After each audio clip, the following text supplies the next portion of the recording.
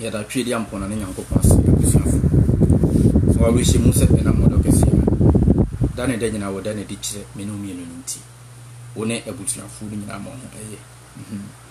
na yibisua de kakra na biya nso ba musibie ni na ene da yisua de afa okwan abefa so a wode kusua ehon ene yunguto ebe anwamwadwuma bi ewo wankasa wabrabo mu na makache mu se kusua ya de be powerful na asofo ni dikan wo ma hunihuna mo wodi kusua yise ya bekɔbɔ nsam gye nti wonam ne nyina usuru atiafe nti na megusam se wo sofo wose wodi kusua eye bibi wo wabrabo na wo bekɔbɔ nsam gye mu ene yese ni wodi kusua nso a anka yese nka wo kɔbɔ nsam gye mu. But there are some powerful aspects bi over we use kusua no a ebeboa wo en na sofo won mpese obekɔ ho nti yu ubetimi edi kusua no en de sofo won de enya hwe o asonde mo kro mutimi di kusua ba ho ma mudi bi enya hwe ba wode kakako yi apaya na asa wode ye niema bi on the next level be ma wa ye powerful no en de ya hunahuna asa wo ya o somboso nti obekɔ bonso nti abusuafo yesua ekwan a fakusua ne hono eni enkuto anase vegetable oil ne fa bo ho. Let me give you one secret. Whatever don't kill you makes you strong. What is ade bia entumi nku no e ma wo ye more strong na enui etwa ye ho ahia nyina no enkuto befiri dua mu. What is enui a etwa ye ho ahia nyina no e ya ade bia saa enui ani nyina no boni ni edua bia ti edua bia nya na adwen so be ye mboni. Since they are not able or they don't want to do anything bad against us here, then they can make us strong. Whatever don't kill you makes you strong. Inti fa hono so shebiti inti adia ye babe kusua mensi na meye uko kusua no a ne hono si na tie me wo bebere wa ha ifia kwa kushi inti si na tie me wo bebere ya doso ena wa he atiase inti action kusua ne hono bibire but uboku suya ni wia wudi nsu ekokoro we no kusuya na ayi ne nsu fita ne wo mu no after say wahwe no still fa nsu ohuru uwia pe bobi ana sa korabi na efa egumu na efesi ho nti ekoye sa ebewo nti ubenya kusua 5 because 5 ay physical ubenya kusua 5 ube use kusua 5 nti 5 no ena egu mabo ena ma ohuru emu what you say na dia tian se wawie awie what you say na ubesan so anya apotoyoa mo apotoyoa nyina o mi fie ha ubenya apotoyoa remember uwa buruchira enkofa blender fa apotoyoa ene eta magana for na powerful uwia wayi kusua ne ho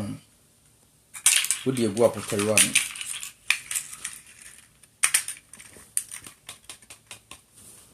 eli gua potoro yi mo ahi afi na me de etam wudi gumu wi a apotoro no nso make sure say wa ohrum ama emu na ye dry because kusua no ho ni nyina aye dry adia me kire mu asofo ne tai bi o secret omo ye bi o suma se ba o mo kan kire asofo ne bi a omo kra na omo de afra oil na omo to ni din anointing oil se bi a oil ne bi a Jesus ene de oil ni free heaven ebrewom inti asofo ne ye webi but they don't do it on the right channel inti wonum kura twa ntrɔ mu na wo de afra oil na waba beton ama wo de age huska ba me kyerɛw said ye be ya obi hunu na wasan ye no on the right channel. So we are who use oil o de fra oil. I prefer enkuto to the oil. Ba o de fra oil. Oil na e mane nya nantwi oil. Mane nya vegetable oil. Vegetable because enkuto no nso firi dua mu. Shea butter e firi dua mu. Nti sa wo de we say fra oil. Make sure say ubenya oil bi a eye vegetable oil e na ade afra. Nti na hwe egu apotowe mu. Atasi. Afidi mi wia me mpese video ni be long nti ne ntimi ntwi but me ya kyerɛw. Nti mawie na fe na me de apotowe am. Me de eta no baba betwi we see no e wa apotowe no. Me twi ama na fe ama na yese powder. Remember ena me sesa wo de be fra anwa untimi mfa ensuo emfra anwa mu ema ne nyi. Sa wo de ensuo fra anwa bon ensuo ne ba be tani ema we ne enti powder ne ntimi mfra anwa no. Enti ubetwi umfa ensuo enka ube make sure say ensuo enka ubetwi ama na fe ayese powder. Afi de watwi awie na ama na fe ayese powder no. Ena me sa me ba be yusu nkuto nti no. Na me nkuto ni we nkuto we de me share dey purposely for this particular teachings in nkuto ni. What you say? I think sa bruchiri for no mo benya biato be bia mo benya biato. What you say? Nkuto ni na nkuto we si wo mu ne doso nti mechim na mafa half afi na me di nkuto no eba begu eba beto we si na metwi kusua ne ho na metwi ewo wapotoriwa no afi na me de nkuto ni ba befra na fe dia me de mensa afra akafra metumi edi asi awia mu kakra atiase ama awia no natural sun energy no anasa natural vitamin D awia no vitamin ne vitamin D dominance vitamin fise alphabet D ni gina homa the dominance of the most high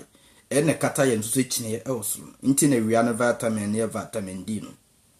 now me de enkuto no ato we si no ena me de ase awia mama awia na boso nti awia no benna ne nkuto no ama nkuto no ayedai afra kusua ne ho afi na metumi enya aba bi na akwese ma ne de ka banku ni ade ofie no anase metumi de mensa na me de enum afra me de num na mixi wia na afi de mape ade bi sei ubetimi ape kura anase ade bi a mo de se wunya ade bi a ye de ida se ubenya glass ade bi a yese glass anase ubenya kura anase ade bi a efiri efom atiase now inti me fa bibi sei atiase me fa die kura me na fe de maba be hwi agu wesi mu me hwi agu mu wi a na fe de ma pe ba bi de asi inti me kwa me drawer bi mu a na me de yakwa akosi mu ho sa anase me wo me secret room a me yesa na me ya na me de yakwa akosi ho enti anytime bia na me fa a me ba be wisu bi no me ne se de me ye libation no a anase me yi apayem me ma wesi so akoso na ma sere twe dia mpon ba tampa se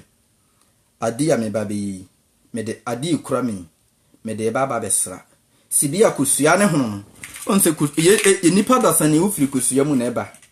ena kusua ne hono no so ena ebo akokɔ no ho ban akokɔ ni hye inside se kusua yi hono yi paya ena akokɔ no na ne time so no opia ba enti wo hye mu ni nyina no we ne bo no ho ban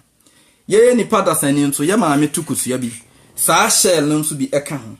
ba ye wisu akokɔ anase akonfem anase kurukuru kukusua because omon de ni kuta both energies atase enti odi kusua ne ho nti sibia kusua ne ho no yasasi nso ya tisu nso ya tikusua inside sibia twedi ampon ba tampa odi saa kusua ho ni ebo ye ho ban ewo ye na yem esan de boye ho ban ewo asasi so me ba be ko ba bia kwa akoya die bi na adie bi ebe ya konsidie na yefiri ma akwam me de adie isra me sro se namso ebo me ho ban jimi free atamfo bonsam anase obi biara wo pese wo kotia me mfidusum nyina mu what you say a protective said you protect yakub symbolism is very very powerful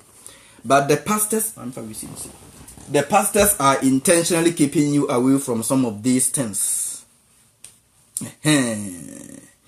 inti omaya ma yesi hu kusua kro na usuro ba wudi kusua o si trade am pon batampa mesre hu mobo na ebo me ho ban said you wado yete no ubo me ho ban because asase ametiso yi me hu se wa hyeda ye boni bi atia me da enipa da sane ye no mo asase so ono ma na wo no ayedai e hyeda ye boni tia ye ho because of adwem boni nti pese bi nkumnya nti na ye enipa da sane ye yesa itia yankasa ye nua nti ye trade am pon batampa no se bia wado yete no bo me ho ban jimi free emfidusum nyina mu obi biara obeto bibi aba me so no mane nka saa kusua ehunu sɛdeɛ akokɔ ne hye kusua no ma adeɛ bi bɛka no a agye sɛ di kan kusua hono no ansa but kusua hono no ukɔ Genesis chapter 1 hɔ a egyina hɔ esama another definition of the firmament what you say nti abusuafo yasa ase yete so enti na ensuo twa ye ho ahyia nyina na ensuo nko a na we are in the middle is the symbolism for the egg bones akokɔ ne hye kusua ne mfimfini kakra bi ena ensuo etwa ne ho ahyia saa ati ena shell no ebo ne ho ban it's a symbol asofo ne bebere ye bo nka nkyerɛw na odi afra oil na odi ne dia bɔ ho obi nim oil na wo akwakoto na watu ya 20 million wose ye bɛbɔ ho ban ba wonim die mu die wo mu nso nkyerɛw instead of fishing for me teach me how to fish not yase me ni brese me ba be fro so freme na me ma kwankyere na mamiska na me mfeskam emeli na me mfesika sande oil emrew dabi nyade am yesa ade no me kire obia na obia hu na mo sma kire afoforo ye nyina ye natural principle nti nyade a yese obi ni ma okipo no as a secret yese wo kire obia but before you do this no eja me hu so ayese bulletproof sanity nti we ye bulletproof bia powerful pa atiaso na before this no hunu se untime nyɛ sa bulletproof na onfa nkoye amoroba ema ne nyi ebi atwedi ampon batampa ama so akosoro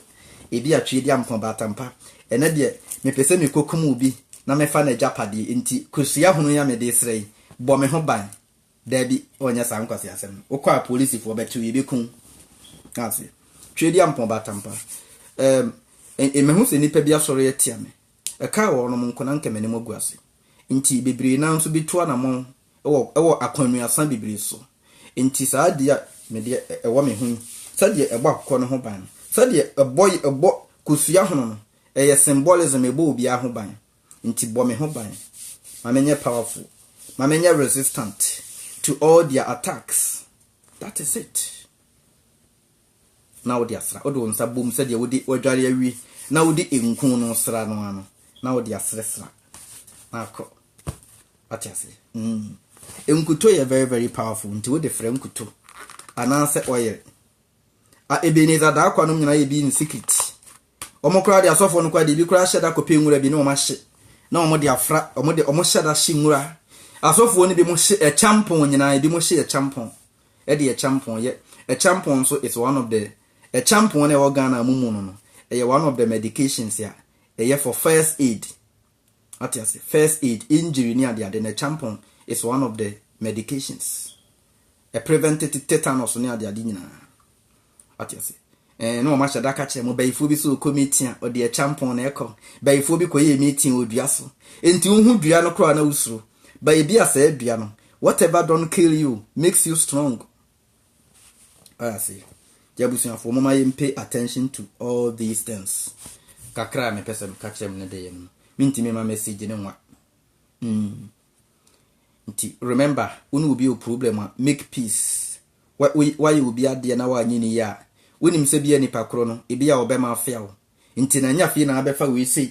Ese trade ampoma ho ban onfio ne mo wa wonim sa wo de wo de no kuro bi nenam be nipa bonifo bi pese o mo solitia wo and no way o mo nya kwan atiase inti kakra me pesa me ka kire mo ne de ye nso no inti unu obi o problem wa make peace oh no afa bi atwe ampon me pesa me kokwaji obi kunu inti me koi bo me ho ban wo de me ko ba bia ma ne nyame da bi and ye be nya quick atiase o de ye ne ma pa ene ye hwehwe inti abusuafo kakra me pesa me ka kire mo inti before you prepare this no so you have to make sure you clean yourself. A day now be prepare we see and you clean yourself. Wa adwene mu wo intentions you have to make sure so we trima ya clean.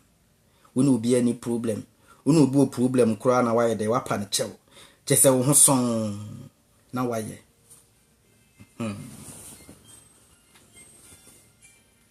What yes in tiabusuafo kakra me pesa me ka kire man me dim besia. Me WhatsApp number no so plus 1619 874